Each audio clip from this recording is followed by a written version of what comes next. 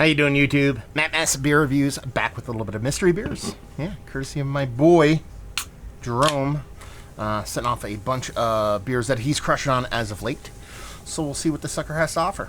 Yeah, and Jerome's usually good for a bunch of barley wines. This time it's all mystery beers.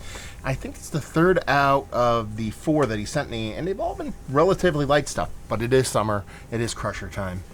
Classic mystery beer labeling. And what does that look like? It looks like not a new school super hazy. It looks like something maybe a little bit lower ABV, maybe something a little bit more kind of drinkable, relatively low ABV. Pinky finger, infinite creaminess, super tight cap bubbles, and it's got a soft haze on it. I wouldn't call that turbid by any stretch of the imagination, but it's definitely hazy. Let's get a nose. What is that? What is that? Old school hop? Is this like a hoppy lager, maybe? I mean, I'm getting subtle kind of lagery vibes. This almost comes off as like a hoppy lager. Yeah, a little bit of citrus, a little bit of tropical fruit. Nothing too crazy. It's very minimal. Nothing overtly kind of bittering in either, even though there is a kind of soft bittering. It's nothing too in your face. But there's just the nose has a little bit of lager vibes for me. Yeah, maybe it's even just a yeast difference, like a Belgian. Maybe this is an Allagash-based beer, something along those lines. So, kind of teetering between like a lager and maybe like I know they're not mutually exclusive and very similar, but between like a Belgian yeast or a lager yeast, not quite sure. Let's dive in. Cheers.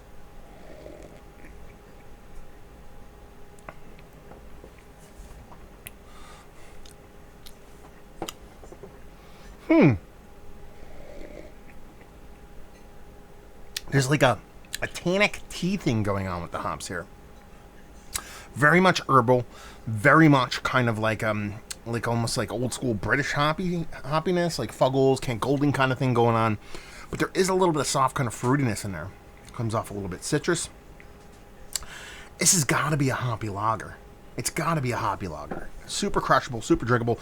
It's got to be. It reminds me kind of the Jack's Abbey, with the Citra brow that I had, but it's not Citra they're using in this. It's something a little bit different, but it has this kind of lager thing going for it.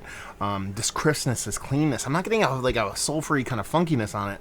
But there's something about it that drinks that way. Or it could be an exceptionally clean, or like a cold fermented Kolsch ale kind of thing going on. Jack's Abbey vibes all the way. Industrial arts vibes a lot. I think it's low. I think it's sub 6%. I like this. I think it's absolutely fantastic. Exactly what I want to start the night off with. Something crushable, impactful, yet gentle enough to be drank. This is tasty AF. What is it? 5.4% hoppy lager. Done. Like more kind of like think about like Oktoberfest. Think of those kind of hops in more of a crisper, cleaner version of a beer. So I think it's a hoppy lager. I think it's mid fives. I think it's Jack's Abbey. Let's see what the sucker is. It is not Jack's Abbey. This is OEC, baby. Okay, that makes sense. It's their lager beer, oak fermented country style lager. 4.6%, so I was a whole percent off. Yeah, I mean, I love me some OEC. They mess around with a ton of different shit. What does it say on here? It says, Triskel's a pale lager brewed using a traditional German double decoction mash. That's that mouthfeel, that creaminess you have going on. Brewed using Pilsner Mountain hopped with German Tettnang. Triskel's fermentation starts in open tanks for 1 week and then finishes 3 weeks later in oak. After logging, it's dry hopped using French Triskel hops. Okay. Yeah, there was something extra to it. I wanted to lean new school. I know lager, you don't think new school, but I wanted to lean a new school kind of twist on an old school style.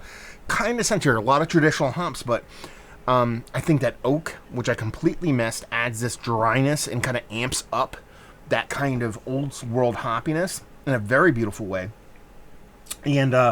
And it just, in that Triskel hop, which I'm not all that familiar with, has to be that kind of tannic, kind of tea-like bittering. So I think the oak is not necessarily a big kind of fresh French vanilla oak kind of thing going on. I think it's more of a tannin thing from the oak, propping up those old world hops, making it a little bit more impactful and adding a softness to this beer while still retaining its crispness and cleanliness. Because I didn't even really speak of the mouthfeel. There is this kind of slightly oated vibe to it. So it was almost like a pale lager with oats in it. I know that's kind of weird, but that kind of makes sense when it comes to the wood part. I did not get that, but I think it's more of a mouthfeel thing, and a little bit of tannin to prop up those hops. This is an absolutely fantastic beer. It is Mount Rushmore level, one of my favorite lagers I've had as of late. I probably should have said that before, and I mean, you guys know I was gushing over it. Didn't really have to do that, but let's go through the whole shtick here. Is this one of the better ones I've had as of late? Yes, Mount Rushmore status. I love this beer. I want this beer all day. The problem with it, it's OEC. So this can probably cost $8, $5 to $8. You know, I want this at $8 for a 4-pack. You know, maybe I'm just being a little bit too hopeful there. And value and availability, OEC stuff, I know it gets out there, so I don't know if this is brewery only or not. Jerome, let me know what's what, and leave you with, if you like what, will you like this beer? If you like beer, man, this is beer. Beer in the most beautiful sense of the word. So if you like beer, if you like it done right, done well, this is going to do you all kinds of proper. So there you go. Another review in the books. Thank you very much, Jerome, for sending off the mystery beer. If you guys enjoy the mystery beers, the only way we can do them is when you guys send these off. So if you feel like reaching out to me, mattmassivebeers.com or massivebeers@gmail.com. If you want to check me out doing the social media stuff, just type in Massive Beers in the Googs, Beer Massif. You can type that for the old podcasting stuff. Hopefully you guys enjoyed the review. Hopefully you're enjoying a little lager right now. Hopefully see you next time. Cheers.